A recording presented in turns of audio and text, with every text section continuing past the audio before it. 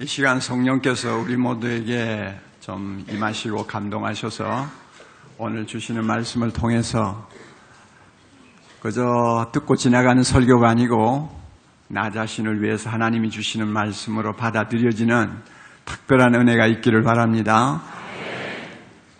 성경에 보면 기도하라는 명령이 참 많이 나옵니다. 그리고 그 명령의 강도가 평범하지를 않아요.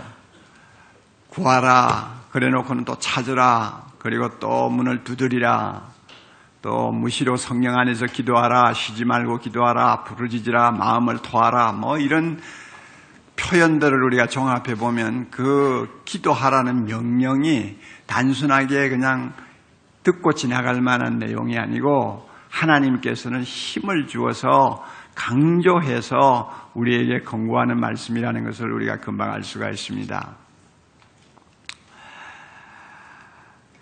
그래서 영국의 신학자인 포사이드는 이런 말까지 했어요. 우리가 범죄할 수 있는 가장 큰 죄가 뭐냐? 그것은 기도하지 않는 것이다. 그랬습니다. 하나님이 너무 중요하게 명령을 하시기 때문에 그거 순종 안 하면 죄 중에 죄다 하는 이야기겠죠. 그래서 그런지 성경 안에는 약 650편 이상 되는 기도문들이 들어있어요. 그래서 성경은 어떤 면에는 기도의 책이라고도 할 수가 있습니다. 그만큼 기도가 중요합니다. 그러나 우리 중에 보면 기도를 잘하지 못해서 고민하는 분들이 많으신 것 같아요.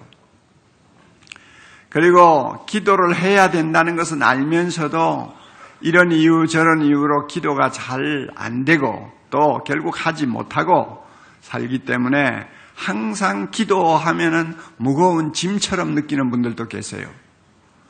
또 어떤 분들은 아예 기도 좀 하려다가 안 되니까 포기해버리고 주일날 교회만 왔다 갔다 함으로 인해서 그 마음에 남이 모르는 죄책감을 안고 있는 사람도 있어요. 기도 못하는 데에 대한 죄책감이죠. 참 이것은 안타까운 사실입니다. 어떻게 보면은 그런 심정도 이해를 할 수가 있어요. 혹자는 말하기를 기도가 뭐냐? 하나님께 가는 가장 쉬운 길이면서 가장 어려운 길이다 그랬어요. 하나님께 가는 가장 쉬운 길이고 가장 어려운 길이다. 무슨 말이 그래? 우리가 그렇게 생각할 수 있겠는데 이 말을 조금 바꾸면은 차라리 이렇게 하는 것이 나아요. 기도가 뭐냐? 가장 쉬운 것 같지만은 가장 어려운 길. 하나님께 가는 가장 쉬운 길 같지만은 사실은 가장 어려운 길이다. 이렇게 이야기하는 편이 더 솔직할 것 같습니다. 우리 모두는 시공에 갇혀 있지 않습니까? 한 줌의 흙으로 빚어져서 땅에 발을 붙이고 사는 참 하찮은 존재 아닙니까? 이런 존재가 누구하고 지금 대화를 나누어야 됩니까? 천지 만물을 창조하시고 영으로 계시고 거룩하신 하나님과 대화하는 것이 기도라고 말이에요.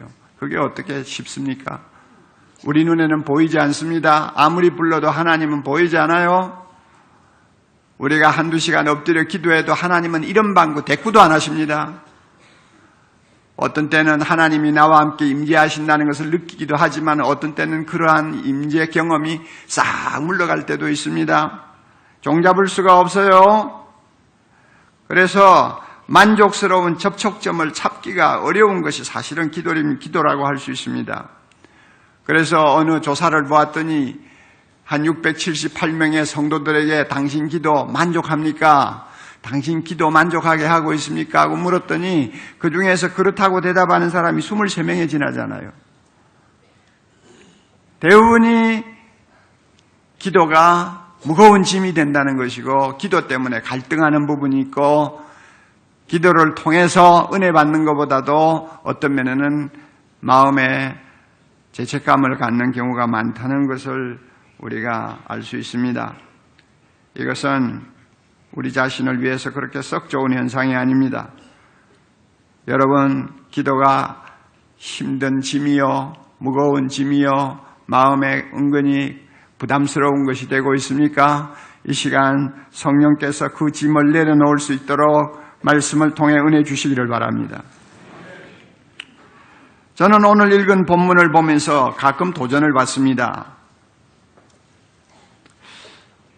이 시편은 누가 썼는지 모르겠는데요. 저는 다윗이 썼다고 생각을 합니다. 왜냐하면 116편 전체를 보면 그 내용이나 흐름이 다윗의 시편하고 그거에 닮아 있어요. 그래서 다윗이 썼다고 저는 믿고 있습니다. 제가 무슨 도전을 받고 있느냐, 한번 본문을 다시 한번 우리 마음에 두고 묵상을 좀 해봅시다. 여호와께서 내 음성과 내 간구를 들으심으로 내가 뭐라 한다고요? 그를 사랑하는도다. 그 길을 내게 기울이셨으므로 내가 뭐 한다고요? 평생에 기도하리로다. 이 말씀이 얼마나 대단한 말씀인지 마음에 안 닿으면 여러분 오늘 마음을 여시기 바랍니다. 이 대단한 말씀이에요. 굉장히 도전을 주는 말씀이에요. 이 말씀을 가만히 묵상하면 다윗은 기도를 굉장히 즐거워하는 사람같이 느껴져요. 막 기도가 막 하기 싫은데 안 할 수가 없어서 억지로 하는 사람이 아니고 참 기도가 좋아서 기도하는 것이 너무 행복해가지고 날마다 기도하는 사람으로 우리에게 비춰집니다. 이게 도전이 된다 그 말이에요. 평생 90평생을 맹인으로 살면서 위대한 찬양과 위대한 기도의 모범을 보여주었던 크로스비라고 하는 부인이 남긴 찬송가가 하나 있죠. 219장인데요. 그 가사에 있는 내용이 생각이 나요. 시편 116편에 있는 다윗의 이 말을 들으면 그 가사가 생각나요. 그 가사의 3절에 이런 말이 있어요. 주의 보좌로 나아갈 때에 어찌하니 기쁠까? 주의 얼굴을 항상 배우니 더욱 친근합니다.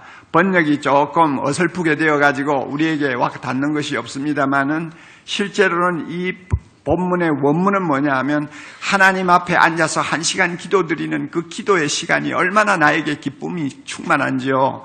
이것만큼 행복한 것이 없습니다 하는 내용이에요. 주의 보좌로 나아갈 때 어찌하니 기쁠까? 기도하러 나갈 때 얼마나 기쁜가? 기도하면서 주의 얼굴을 항상 배울 수 있으니 이것만큼 나에게 행복이 어디 있느냐 하는 내용 가사거든요. 이 가사와 다윗이 지금 116편 1절 2절에 고백하는 내용하고 거의 일치해요. 이게 저에게 도전이 되는 것입니다. 야, 기도를 해도 참 기분 좋게 하네. 기도가 그렇게 행복한가? 다윗이 그런데 나는 그렇지 못할 때가 너무 많은데 하는 생각이 드니까 도전을 받는 거죠. 여러분에게도 이런 도전이 있어야 될 줄을 압니다. 그러면 다윗이 이렇게 행복한 기도자가 될 수 있었던 비결이 있을 거 아니에요. 그 비결이 뭐냐? 우리가 본문을 놓고 가만히 음미해 보면 그 비결은 한마디에 집중되어 있어요. 사랑이에요. 하나님을 향한 사랑이에요. 자기의 기도를 들으시는 하나님에 대한 사랑이에요. 내가 그를 사랑하나이다. 하나님을 사랑하는 마음 때문에 그의 기도는 너무나 행복한 기도가 되었고 기쁨이 넘치는 기도가 되었습니다. 그가 어떻게 하나님을 사랑하게 되었는지 이 본문에는 설명이 없습니다만은 우리가 이 본문을 묵상하면 대충 한 2가지 유추를 할 수 있습니다. 추리를 할 수가 있어요. 이 다윗이 어떻게 하나님을 그렇게 사랑하면서 기도할 수 있었는가? 저는 처음부터 다윗이 하나님을 사랑해가지고 기도했다고는 보지 않습니다.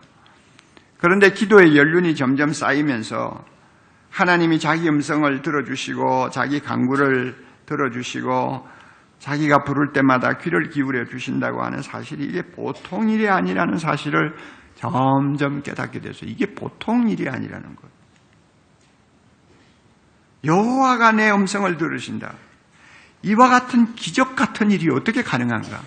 이것은 하나님의 특별한 은혜가 아니면 일어날 수 없는 일이다 하는 생각이 그에게 든 것입니다. 그럴 수밖에 없지 않습니까? 하나님이 누구십니까? 에레미야의 말을 한번 인용해 볼까요? 하나님이 누구세요? 에레미야 32장 17절에 이런 말씀이 있어요. 주 여호와여, 주께서 큰 능력과 표심팔로 천지를 지으셨사오니 주에게는 할 수 없는 일이 없으시니이다. 다시 한번 주 여호와여 주께서 큰 능력과 표심팔로 천지를 지으셨사오니 주에게는 할 수 없는 일이 없으시니 저 높이 하늘에 계시는 하나님, 전능하신 하나님, 광대하셔서 전 우주 만물을 창조하신 하나님, 우주선을 타고 지구를 몇 바퀴 돌면서도 와 황홀하다 하고 외치는데 이 큰 우주 만물을 창조하신 하나님, 그 크신 능력으로 그 표심팔로 모든 세상에 있는 존재를 존재하게 하신 하나님이 바로 우리가 말하는 하나님 아닙니까? 그 하나님이 내 기도를 들으신대요. 그러면 나라는 존재는 어떤 존재입니까? 욥기서에서 나오는 내용을 한번 인용해 볼까요? 욥은 이렇게 고백했습니다. 욥기 9장 1절 2절 인생이 어찌 하나님 앞에 의로우랴. 사람이 하나님께 변론하기를 좋아할지라도 뭐예요? 그 다음에 천마디에, 아니요, 천마디에 한마디도 대답하지 못하리라. 하나님이 하시는 말씀, 하나님이 주시는 질문 가운데 1000개 중에 하나도 대답 못할 어리석은 인간, 아무것도 아닌 인간이란 말이에요. 그러니까 창조자 하나님과 흙 속에 사는 인간하고의 격차는 이루 헤아릴 수가 없는 거예요. 그 두 사이의 간격을 메꿀 수가 없어요. 무엇으로 두 사이가 연결이 될 수 있다고 생각할 수 있습니까? 이게 우리가 느끼는 감정이거든요. 이렇게 엄청난 격차를 느끼기 때문에 다윗은 이런 고백을 한 일도 있어요. 시편 144편 3절입니다. 여호와여 사람이 무엇이기에 주께서 그를 알아주시며 인생이 무엇이길래 주께서 그를 생각하시나이까? 자연히 이런 마음이 나오는 거예요. 하나님, 내가 뭔데? 하나님이 나의 기도 들으신다는 말입니까? 하나님, 내가 뭔데 주님께서 귀를 기울이고 내 입에서 나오는 한마디 한마디를 주목하신다는 것입니까? 어떻게 이런 일이 있을 수 있습니까? 다윗의 입에서는 자연히 그런 고백이 나올 수밖에 없었어요. 이런 것을 하나하나 깨달으면서 다윗은 자기 기도를 들어주시는 하나님을 사랑하기 시작했습니다. 보통 일이 아니거든요. 기도를 여러분 기쁘게 즐겁게 하려면요, 내 같은 비천하고 죄 많은 인간의 입에서 나오는 한마디의 기도, 그것도 어떤 때는 진실하지도 못하는 기도가 많잖아요. 그 기도를 하나님이 귀담아 들어주신다. 그 하나님 어떤 분인가 생각할 때 감동해서 나도 모르게 그 하나님을 사랑하게 되는 것, 이것이 정상입니다. 그러나 신앙생활 50년을 하고 기도해도 하나님을 사랑하는 감정 없이 기도하고 많은 사람들도 많잖아요. 또 다윗이 하나님을 사랑하게 된 배경에는 또 하나의 이유가 있는 것 같아요. 우리가 잘 아는 바와 같이 다윗은 참 험한 세상을 오래 살았습니다. 10대 중반에 갑자기 국민적인 영웅이 된 것이 화근이 되어가지고 실세라고 할 수 있는 왕의 미움을 받아서 15년이 넘도록 쫓겨다니면서 엄청 고생을 했습니다. 그럴 때마다 온 세상은 다윗을 향해서 돌을 던지는 원수들인데 갈 데도 없고 기댈 데도 없고 속을 털어놓을 데도 없고 도움을 받을 데도 없는 그런 참 최악의 상황에 빠졌을 때 그가 할 수 있는 일은 기도밖에 없었어요. 어린애처럼 하나님을 향해서 부르짖고 그랬는데 그때마다 하나님이 응답을 하셨어요. 여러분 성경 우리 잠깐 보실까요? 시편 116편 밑에 좀 봅시다. 3절을 좀 봅니다. 사망의 줄이 나를 두르고 수월의 고통이 내게 이르므로 내가 환난과 슬픔을 만났다. 한마디로 말하면은 죽음의 위험에 빠졌다. 그럴 때 내가 여호와의 이름으로 기도했어요. 여호와여 주께 구하오니 내 영혼을 건지소서 하였나이다. 막 부르짖었어요. 그랬더니 어떻게 하셨느냐? 6절 여호와께서는 순진한 자를 지키시나니 내가 어려울 때에 나를 구원하셨도다. 하나님이 응답하셨다 그 말이에요. 그리고 8절로 넘어가서 이렇게 고백합니다. 다 같이요. 주께서 내 영혼을 사망해서 내 눈을 눈물에서 내 발을 넘어짐에서 건지셨나이다. 할렐루야. 다윗은 기도하면서 이런 기막힌 체험들을 자주 했어요. 하나님은 기도할 때 귀만 기울이고 가만히 들어만 주시는 분이 아니고 내가 위급할 때, 내가 도움이 필요할 때, 아무도 나를 일으켜주지 아니할 때 하나님이 크신 팔을 내밀어 일으켜주시고 도와주시고 치유해주시고 힘을 주시는 것을 그가 체험했다 그 말이에요. 그러니 이런 하나님을 사랑하지 않고 어떻게 하겠어요? 자기도 모르게 사랑하게 된 거예요. 그래서 내 음성과 내 강구를 들으심으로 내가 주님을 사랑합니다 하는 고백이 그의 입에서 나온 거예요. 그 길을 내게 기울이심으로 내가 평생 기도할 것입니다. 쉬지 말고 기도하는 그것 정도가 아니고 평생 주님 앞에 나가서 기도할 것입니다 하는 마음을 그가 가지고 하나님 앞에 고백한 거예요.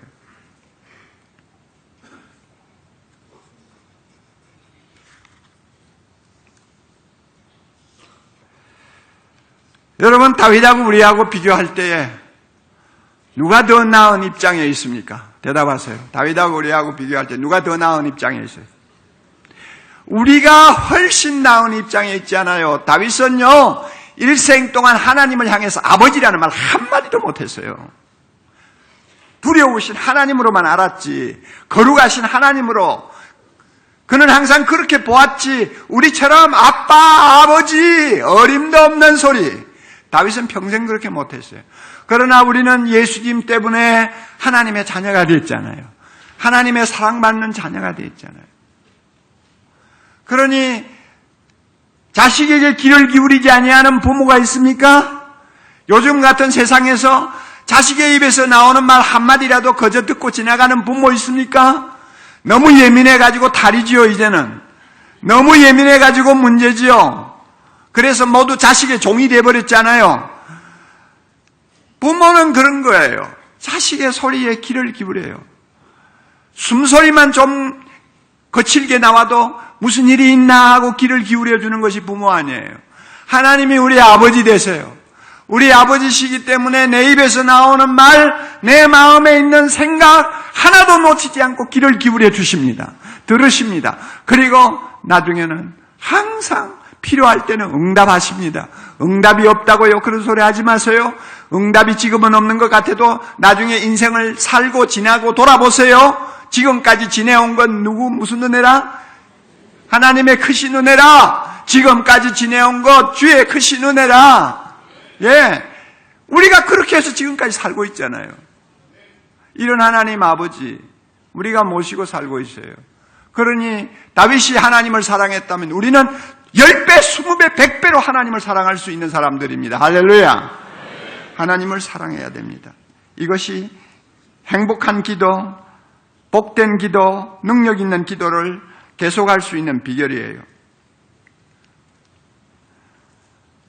다윗의 고백을 통해서 우리가 배울 수 있는 진리는 한마디로 요약하면 기도가 사랑의 행위라는 것입니다. 기도는 사랑의 행위다. 다시 말하면 다윗에게 있어서 기도한다는 것은 무엇을 의미하느냐? 하나님을 만나고 싶고 하나님과 함께 있고 싶고 하나님과 무엇이나 다 마음에 있는 것을 나누고 싶어하는 무슨 행위? 사랑의 행위다. 사랑이 있으면 만나고 싶잖아요. 그래요, 안 그래요? 옛날에 여러분 연애할 때 얼마나 눈에 불을 쓰고 만나고 싶어 했어요. 그렇잖아요. 또 만나면은 금방 헤어져요? 시간이 어떻게 그렇게 잘 가는지, 그 시간은 어떻게 그렇게 빠른지, 만나면 함께 조금이라도 더 함께 있고 싶고, 그 다음에 만나서는 다들 입 꾹 다물고 있나요? 아니죠? 속에 있는 이야기, 되는 이야기, 안 되는 이야기, 거짓말도 섞어가면서 뭐든 하고 싶은 일 다 하잖아요. 이게 사랑의 관계란 말이에요. 하나님과 우리 관계도 내가 나의 기도를 들으시는 하나님을 다윗처럼 사랑하면 내 기도가 사랑의 행위가 되어버려요. 그래서 하나님 항상 만나고 싶어요. 만나면 기도하는 시간에 하나님하고 가만히 있는 것이 참 행복해요. 그리고 뭐든지 말하고 싶어요. 여러분의 기도가 이런 기도가 되었으면 좋겠습니다. 기도가 사랑의 행위가 되면 기도는 더 이상 거래가 되지 않습니다. 거래? 뭐가 거래입니까? 주고받는 거 거래 아닙니까? 기도에도 거래가 될 때가 있어요. 하나님, 내가 이렇게 믿고 3일 금식하고 기도했습니다. 들어주세요. 거래입니까 아닙니까? 거래죠. 그렇죠. 하나님, 주님 내 기도 들어주시면요, 내 10의 3조 냅니다. 틀림없이 10의 3조 냅니다. 그러니까 들어주세요. 한나라는 여자는 그렇게 기도했잖아요. 하나님, 내 자식이 없는데 얼마나 내가 초라한지 모릅니다. 아들 하나만 주세요. 그러면 내가 이 아들을 하나님의 거룩한 제사장으로 바치겠습니다. 선지자로 바치겠습니다. 이게 거래예요. 하나님이 그 기도를 들으셨잖아요. 우리가 험한 세상을 살기 때문에 참 어려운 고비를 만나면 이런 거래와 같은 기도를 할 수가 있습니다. 하나님이 또 이 기도를 좋아하세요. 이 기도를 받으세요. 못할 거 하나도 없어요. 하나님 앞에는 이런 거래하는 기도 얼마든지 가능합니다. 그리고 때를 따라 필요할 때는 믿습니다. 주여 이렇게 하겠습니다 하고 하나님 앞에 기도해야 합니다. 그러나 이런 거래가 기도의 전부라고 생각하면 안 됩니다. 기도의 본질은 전능하신 하나님, 좋으신 하나님, 모든 것을 다 가지신 하나님, 무궁한 사랑으로 우리를 품어주시는 하나님 아버지가 내 음성과 내 간구를 들으심으로 너무 좋아서 그분 앞에 가서 앉는 것이 기도의 본질입니다. 하나님이 너무 크시고 좋으시고 자비로우시고 나를 너무 사랑하시기 때문에 그냥 그 앞에 나가서 앉고 싶어 하는 거, 이게 기도의 본질이에요. 주고받고 내가 얻고 하는 것은 뒷문제고 그저 하나님이 좋아서 그 앞에 가서 앉는 거예요. 엎드리는 거예요. 그리고 그와 함께 교제하고 대화하면서 즐거워하는 것이 기도의 본질이라고 저는 생각합니다. 기도가 사랑의 관계에서 나오는 사랑의 행위임을 몸소 보여주신 분이 누굽니까? 예수 그리스도입니다. 세상에 오신 예수님 어떻게 사셨어요? 사복음서를 우리가 잘 보면요, 예수님은 하나님을 아버지 부른 것이 한 170번 나오는데요, 예수님이 오시기 이전에 아무도 하나님을 그런 식으로 부르고 하나님을 찾은 사람이 없어요. 오직 예수님이 처음이에요. 아버지. 그러므로 그에게 있어서 기도라는 것은 무엇이었느냐? 사랑하는 아버지를 찾는 일이었습니다. 무슨 말이라도 다 나눌 수 있는 자상한 아버지에게 나아가서 마음을 털어놓고 그분의 품에 조용히 안겨 있기를 원하는 것이 주님에게는 기도였습니다. 그래서 주님은 하나님과 단둘이 있고 싶어서 조용한 시간을 어떤 때는 구별하시기도 하고, 하나님하고 단둘이 있는 것을 방해받지 않기 위해서 한적한 곳을 찾아가기도 하시고, 그렇게 하면서 하나님하고 만나서 기도하셨어요. 그래서 어떤 분은 예수님을 일컬어서 개인 기도의 개척자다 이런 말도 했어요. 개인 기도, 대부분이 공적 기도가 많지 않습니까? 그런데 개인적으로 하나님과 만나서 기도하는 것을 사실 개척한 분은 예수님이다 하는 말을 하시는 분도 있어요. 또 어떤 사람은 새로운 기도 방식을 탄생시키신 분이다. 아무도 하나님을 아버지 하면서 그렇게 매달리면서 하나님에게 안기는 기도를 해본 일이 없는데 예수님이 그런 스타일의 기도를 개발하셨다 그 말이에요. 그러므로 예수님이야말로 기도가 서로 사랑하는 두 인격 간의 대화라는 것을 몸소 보여주신 분입니다. 사랑하는 성도 여러분, 여러분의 기도는 어떠합니까? 날마다 달라고 하는 때를 쓰는 거래에 지나지 않는 기도로서 날마다 그냥 머물고 있습니까? 아니면 하나님을 사랑해서 그와 마음을 열고 모든 것을 나누는 사랑의 행위로서의 기도를 하고 있습니까? 하나님을 사랑하세요. 사랑하면 행복한 기도자가 됩니다. 할렐루야. 기도를 하면 할수록 하나님을 더 사랑하게 됩니다. 중요한 말입니다. 기도를 하면 할수록 하나님 앞에 가까이 나가면 나갈수록 더 하나님을 사랑하게 됩니다. 아빌라의 테레사라는 사람이 있습니다. 그분이 이런 말을 했어요. 기도하는 가운데서만 마음과 목숨과 힘을 다하여 하나님을 사랑하는 법을 배울 수 있다.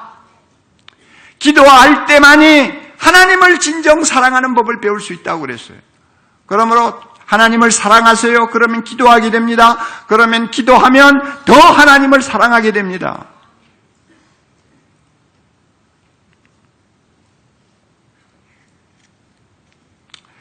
우리가 이처럼 기도를 사랑의 행위로 이해하고 하나님을 사랑하면서 시시때때로 하나님 앞에 나가는 것을 기뻐하면 참 좋은 것 한 가지가 있어요. 뭔지 아세요? 사랑의 행위이기 때문에 좋은 점이 하나 있어요.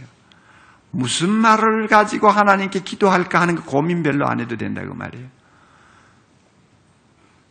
우리가 격식을 따지면 기도라는 것이 어떤 면에는 내용의 순서가 있어요. 처음에는 하나님을 찬양해야 되고 구원해 주신 하나님의 이름을 높이고 그 다음에는 감사해야 되고 그 다음에는 회개해야 되고 이런 격식이 조금 있어요. 그러나 개인적으로 하나님을 찾아서 만날 때마다 그런 격식 차리느라고 뭡니까? 우리가 신경 곤두세울 필요가 없단 말입니다. 사랑하는 사람끼리 만나가지고 격식을 따집니까? 안 따집니까? 안 따지죠. 첫 번 대화가 뭘까? 두 번째 대화가 뭘까? 종이 써가지고 가는 사람이 있어요? 아무도 없죠. 사랑하는 사람끼리 만나면 무엇을 말할 거냐? 그거는 뭐 큰 문제가 안 돼. 왜냐하면 무슨 말을 해도 관심의 대상이 되니까. 무슨 소리를 해도 듣고 싶어 하니까. 이게 사랑하는 관계 아니에요. 믿습니까? 믿습니까? 하나님을 사랑해서 기도하는 사람은요, 하나님 앞에 내가 무슨 말을 드릴까, 무슨 말씀을 드릴까, 그 신경 별로 안 써도 돼요. 여러분 중에 기도 못하는 분들 대부분이 왜 못하느냐? 할 말이 없어서. 이게 이제 문제거든요. 5분만 말하면 할 말이 떨어져. 그래서 기도가 굉장히 힘들다 이런 말을 하는 사람이 있는데, 그것은요, 하나님을 마음으로 진정 사랑하는 그런 마음으로 바뀌면 해결되는 거예요. 하나님이 너무 사랑하시고 나도 하나님을 너무 사랑해서 사랑하는 두 사람이 만났는데 그 관계는요, 무엇이든지 다 들어주는 거 아니에요. 무엇이든지 듣고 싶어 하는 거 아니에요.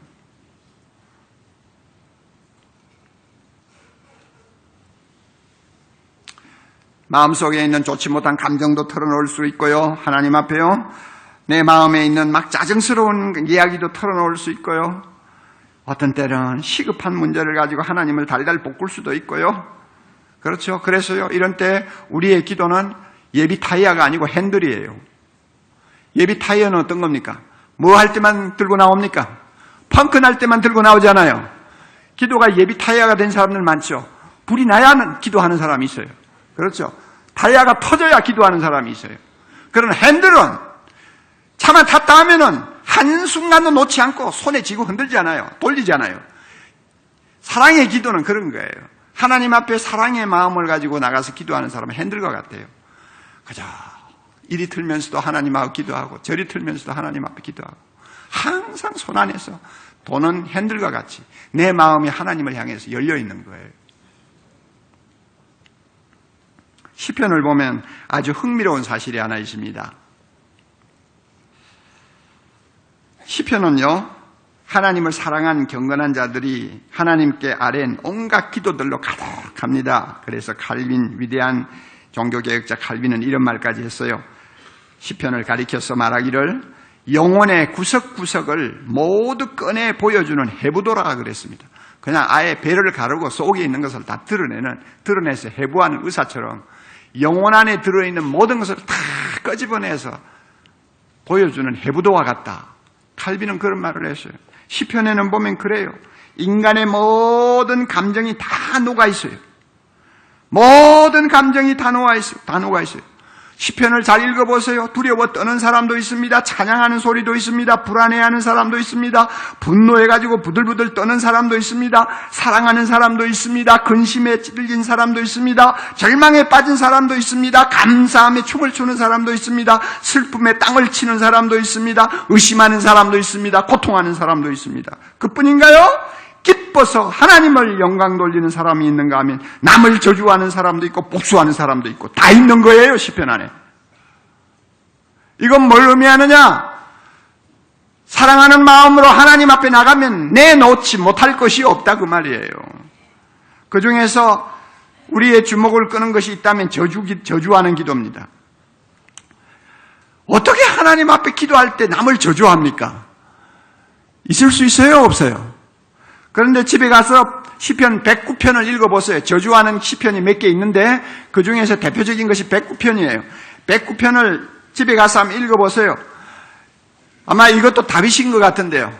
너무 사람들이 자기를 괴롭히고 중상모략하고 거짓말하고 다윗은 그 사람을 품어주려고 해도 그 다윗을 받아주지를 않고 죽이려고 노리고 온갖 악한 짓을 다 하니까 다윗도 인간인데 가만히 그거 참다 터지지요. 그래가지고 못 견뎌가지고 하나님 앞에 엎드려서 자기를 괴롭히는 사람들을 저주하기 시작합니다. 뭐라고 저주하는지 아세요? 하나님, 사탄이 그의 오른편에 서게 하소서. 하나님, 그가 기도할 때마다 그 기도가 죄가 되게 하옵소서. 하나님, 그 사람 오래 살지 못하고 요절하게 하옵소서. 저주치고는 기가 막히죠. 하나님, 그 사람의 직분을 빼앗아 타인에게 주소서. 하나님, 그 자식들 다 고아가 되게 하시고 그 아내들은 전부 다 가부가 되게 하소서. 하나님, 그 자녀들이 유리하면서 빌어먹을 때 그 자녀에게 동령을 베푸는 사람이 하나도 없게 하옵소서. 고리대금하는 자가 그가 가진 소유를 다 빼앗아가게 하소서. 하나님, 그것만으로도 속이 안 찹니다. 자손이 아예 끊어지게 하소서. 그것도 안 되겠어요. 조상의 죄값을 전부 다 그 자식들에게 갚으시옵소서. 여러분, 이런 저주가 천하에 어디 있어요? 저는 이런 저주의 기도를 보면서 오랫동안 참 곤혹스러움을 금치 못했어요. 세상에 이런 기도가 어디 있나? 하나님 앞에 나가서 기도하는 기도가 이런 기도가 어디 있나? 하고 생각을 하고 고민을 했는데 얼마 전에 제가 읽는 책을 통해서 큰 깨달음을 얻었어요. 여러분, 우리가 잘 아는 바와 같이 사람은 누구나 마음으로 악마 같은 생각에 빠질 때가 있습니다. 있습니까? 없습니까? 있죠. 저주하고 싶은 마음 생기죠. 복수하고 싶고 심하면 죽이고 싶은 생각이 있어요? 없어요? 옥 목사 마음에도 그런 마음이 생겨요.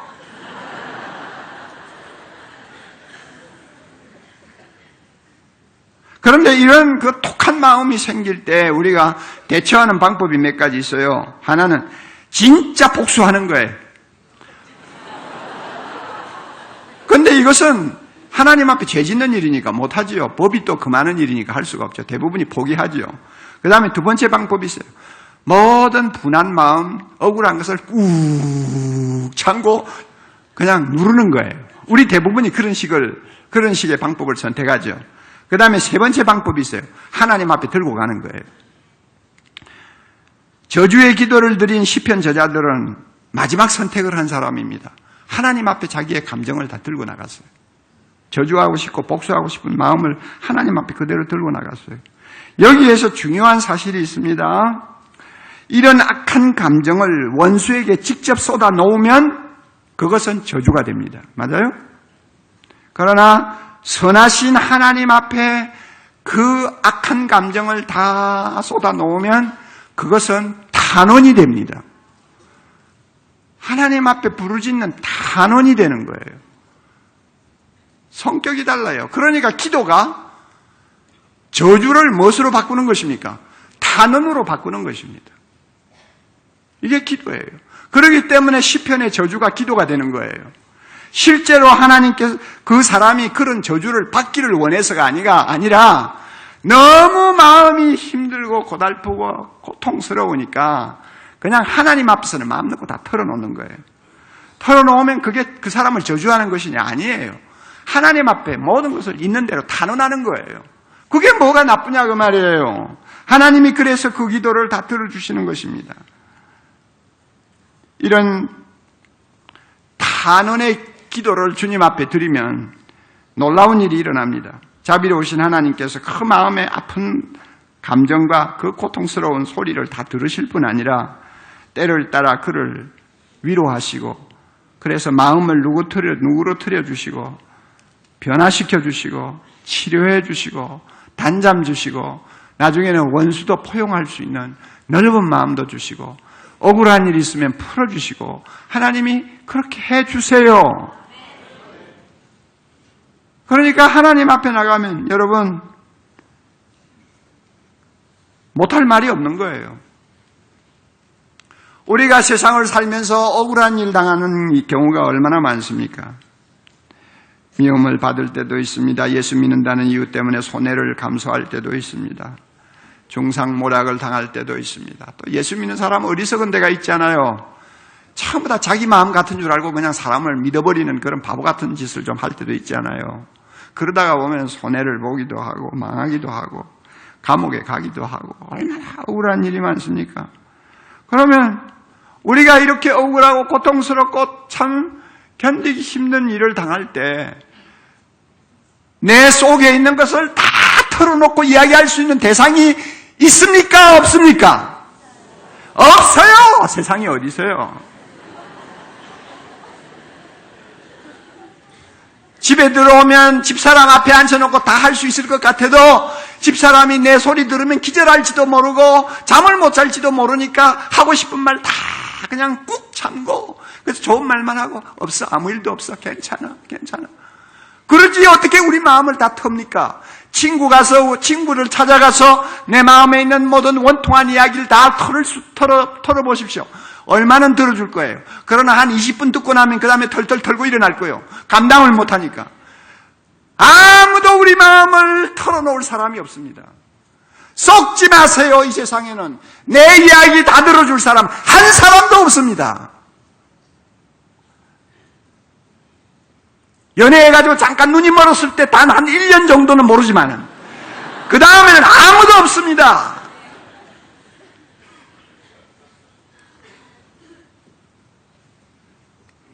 오직 한 분만이 우리의 마음에 있는 좋은 감정도 나쁜 감정도 선한 감정도 독한 감정도 있는 대로 다 털어놓으면 1시간도 좋고 밤새도록도 좋고 이틀도 좋고 금식을 한 달 하면서 주님 앞에 부르짖어도 좋고 실증나지 않는 마음으로 다 들어주시는 분이 한 분 계세요. 누굽니까?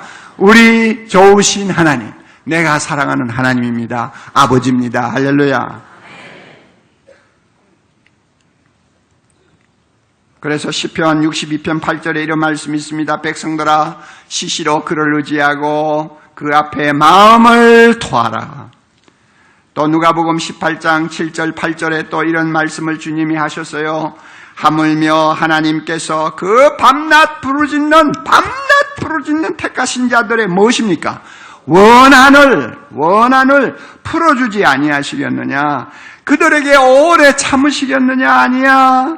내가 너희에게 이르노니 속히 그 원한을 풀어주시리라. 할렐루야. 그러므로 그 길을 우리에게 기울이시는 하나님을 사랑하십시오. 그러면 그 앞에 나갈 때마다 나는 무슨 말을 해야 될지 고민할 필요가 없습니다. 속에 있는 이야기 다 털 수 있어요. 저주하는 말까지 들어주시는 하나님이신데 저는 예수 잘 믿고 기도 열심히 하는 사람 치고 스트레스 받아가지고 우울증 걸리는 사람 못 봤어요. 스트레스를 풀 때가 있는데 왜 우울증에 걸립니까? 안 풀고 담고 있으니까 문제가 터지는 거지. 날마다 밤마다 하나님 앞에 나와서 눈물 흘리면서 주야 난 누구 미워 죽겠습니다. 우리 남편 저거 가만히 두지 마십시오. 나에게 이렇게 했습니다. 하나님 나는 억울해서 못 살겠습니다. 하나님 내 사정 아시지요? 뭐 하십니까? 하나님 일어나세요. 오늘을 넘기지 말고 좀 다리를 부질러 주세요. 이렇게 하나님 앞에 그냥 막 털어놓는데 거기에 무슨 스트레스가 쌓입니까? 여러분 한번 생각을 해보세요.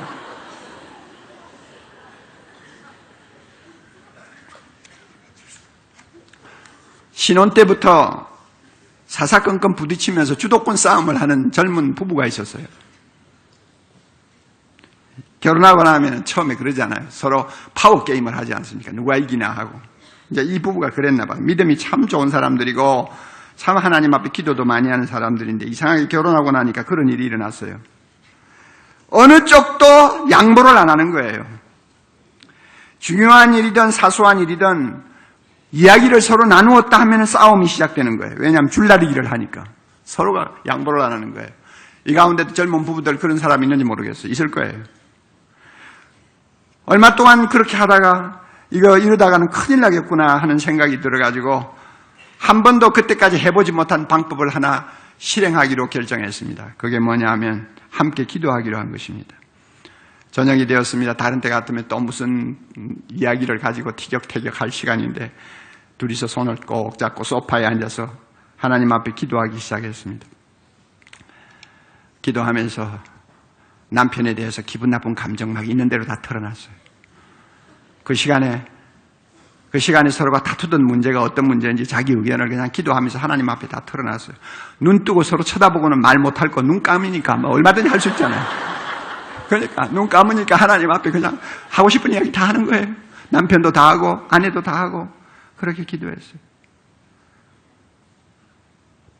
그런데 창조주 하나님 앞에서 둘이 서서 마음을 이렇게 솔직하게 열기 시작하니까 누가 이기느냐 누가 지느냐 하는 이런 주도권 다툼은 나중에는 문제거리가 되지를 않았습니다. 서로 마주보고 으르렁거리는 대신에 주님을 향해서 나란히 서게 되니까 자비로우신 하나님 아버지께서 보이지 않는 손으로 그들을 하나하나 손질하기 시작하셨어요. 매일 저녁마다 기도를 할 때 하나님께서 그들의 감정을 다스려 주셨어요. 인내하는 법도 배우게 하셨어요. 서로 이해하는 법도 배우게 하셨어요. 서로 사랑하는 것이 무엇인가를 하나하나 깨닫게 하셨어요. 그래서 그때 기도하기 시작해가지고 그 기도를 25년이 지난 지금까지도 계속하고 있는 거예요.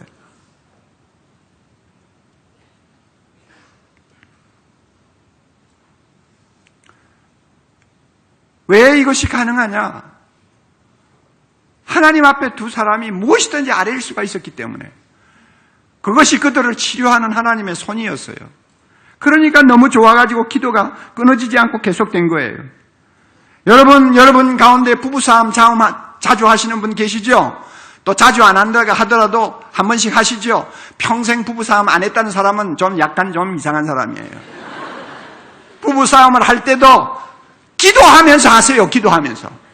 하나님 앞에서 둘이서 하세요. 하나님을 가운데 놓고 싸움 하시라고요. 그러면은 하나님께서 그 부부싸움도 은혜가 되게 만들어 주십니다. 할렐루야.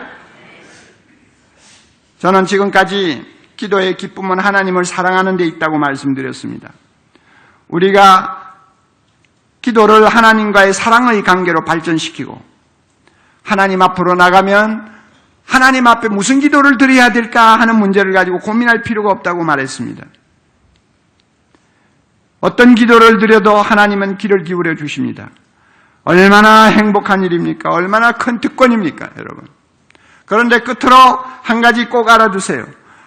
기도가 사랑의 행위라고 해도 가만히 있는데 자연스럽게 절대 되지를 않는다는 사실입니다.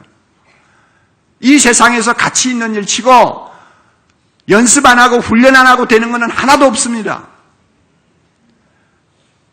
우리는 악한 세상에 살고 있습니다. 사탄은 어떻게 하든지 우리로 하여금 하나님 앞에 나가지 못하게 방해합니다. 기도하지 못하게 우리의 입을 틀어막습니다. 모든 시간을 다 도둑질해 갑니다. 우리의 관심을 세상으로 향하게 만듭니다. 얼마나 기도하기가 어려운 세상인지 몰라요. 그러므로 하나님을 진정 사랑해서 기도하기를 원하는 것만큼 내 자신을 쳐서 복종시키는 훈련이 필요하다는 거 알아야 돼요. 기도라는 말하고 통하는 것이 묵상이라는 말입니다. 묵상이라는 단어가 영어로 메디테이션이라고 그래요. 그런데 이 메디테이션이라는 말은 라틴어에 리허설이라는 말에서 나온 단어입니다. 그러니까 보세요. 기도하고 리허설하고 어떻게 통하냐. 리허설이라는 것은 무대에서 배우들이 자꾸 반복해서 연습하는 것을 말하는 거 아닙니까? 어떻게 리허설하고 기도하고 통하냐. 이게 참 의미가 있는 거예요. 기도도 연습을 안 하면, 훈련을 안 하면 안 된다는 거예요. 장애물을 제거하는 훈련을 해야 돼요. 기도할 시간이 이거밖에 없는데 테레비가 보고 싶어서 안다라면 그 테레비를 끌 수 있는 훈련이 필요한 거예요. 기도하는 시간, 기도해야 될 시간인데 자꾸 핸드폰에 손을 가면 핸드폰 집어 던지는 훈련해야 되는 거예요. 이런 연습, 이런 훈련 안 하면 우리는 아무리 하나님을 사랑한다고 해도 하나님 앞에 나갈 수가 없어요. 인도의 성자 테레사가 한 번은 너무나 자연스럽게 행복하게 기도하는 모습을 하고 있으니까 옆에 사람이 물었어요. 어떻게 그렇게 행복하게 기도하느냐고, 비결을 가르쳐달라고. 그랬더니 그가 이런 대답을 했습니다. 기도하는 비결요? 기도하면 됩니다. 더 잘 기도하고 싶다고요? 더 잘 기도하고 싶으면 기도를 더 많이 하세요. 이게 진리입니다. 연습해야 돼요. 훈련해야 돼요. 오늘 우리 모두 신앙생활하면서 기도 때문에 행복한 아름다운 삶을 사는 여러분들 되시기를 바랍니다. 하나님을 사랑하기 때문에 하나님 앞에 매일 나가면 우리는 하나님과 정말 행복한 대화를 나눌 수 있는 하나님의 자녀가 됩니다. 그리고 우리가 기도를 하나님을 사랑하면서 열심히 하면 우리는 하나님과 기쁜 산책을 날마다 할 수 있는 복을 누릴 수가 있습니다. 우리 본문 마지막으로 한번 외워봅니다. 여호와께서 내 음성과 내 간구를 들으심으로 내가 그를 사랑하나이다. 그 길을 내게 기울이셨으므로 내가 평생에 기도하리로다. 할렐루야. 기도하겠습니다. 아버지 하나님, 다윗의 감격적인 고백을 오늘 우리가 마음에 담고 성령의 인도함을 따라 묵상할 수 있도록 축복해 주신 것 감사합니다. 우리 사랑의 교회 모든 성도들, 또 이 설교를 듣는 모든 주의 자녀들 다 이 험한 세상에서 날마다 사랑하는 하나님 아버지 앞에 나아가서 기도하는 자가 되어서 행복한 신앙생활하게 하옵소서. 이 세상을 이길 수 있게 하옵소서. 마음에 있는 모든 소원을 주 앞에서 응답받게 하옵소서. 아무리 어려운 일이 있어도 승리하는 자들이 되게 하옵소서. 날마다 그 심령이 은혜의 샘이 솟는 풍성한 삶을 살 수 있게 해 주옵소서. 여호와여 우리를 만나 주시옵소서. 여호와여 우리에게 응답하시옵소서. 여호와여 그 길을 기울이사 우리가 쉬지 않고 기도하는 사람 되게 해 주시옵소서. 예수님 이름으로 기도하옵나이다. 아멘.